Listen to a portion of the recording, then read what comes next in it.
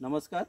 आज आम्ही म्हणजे मी प्राध्यापक डॉक्टर संजय सातपुते, महात्मा फुले महाविद्यालय वरुड आणि माझे दोन विद्यार्थी आहेत की जे PhD करत आहेत, सुरेंद्र सिनकर आणि संकेत सिरसाट।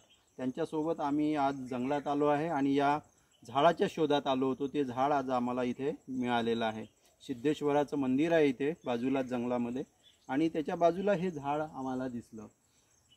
या झाडाचं शास्त्रीय नाव सॅल्वाडोरा पर्सिका आहे। त्याला पिलू या गावठी नावाने ओळखलं जातं आणि अत्यंत प्रसिद्ध असं हे झाड आहे। वर्ल्ड हेल्थ ऑर्गनायझेशननी या झाडाला डेंटल केअर किंवा ओरल हायजीनमध्ये प्रिस्क्राईब केलेलं आहे आणि सांगितलेलं आहे की या झाडाचा उपयोग करायला पाहिजे।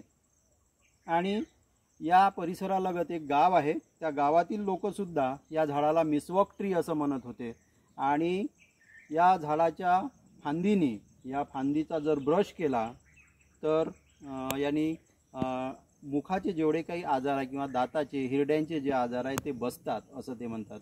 काही गावकरी असेही म्हणाले की ते रोज या फांदीची दातून तयार करतात, त्यामुळे त्यांचे दात हलतसुद्धा नाही।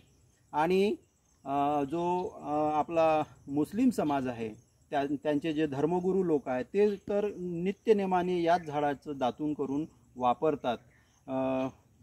आणि गावातून निघत असताना असंख्य मुस्लिम बांधव बसले होते, त्यांनी सुद्धा आमच्या हातात बघून हाच उच्चार केला की हे मिसवॉक प्लांट लेके जा रहे क्या, मिसवॉक प्लांट लेके जा रहे क्या।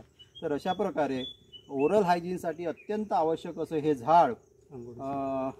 त्याच्यानंतर पुन्हा एक उपयोग सांगितला की या झाडाची पानं किंवा कोवळ्या फांद्या पाण्यामध्ये उकळून त्या पाण्याने जर आंघोळ केली, गाळून आंघोळ केली तर शरीराचं दुखणं जे आहे, जॉईंट पेन म्हणा किंवा हे सगळं निघून जातं। त्यामुळे अत्यंत महत्त्वाचं असं हे झाड जंगल नष्ट होत असल्यामुळे या परिसरातून सुद्धा ते नष्ट होत आहे। आज आम्ही याच्या फांद्या घेऊन चाललो आहे आणि त्यापासून व्हेजिटेटिव्ह मल्टिप्लिकेशन होतं का ते बघायचं आहे आणि जर झालं तर ते आमच्यासाठी एक निसर्गाची भेट ठरणार आहे। तर असं हे झाड पिलूचं आज इथे आम्हाला मिळालं। धन्यवाद।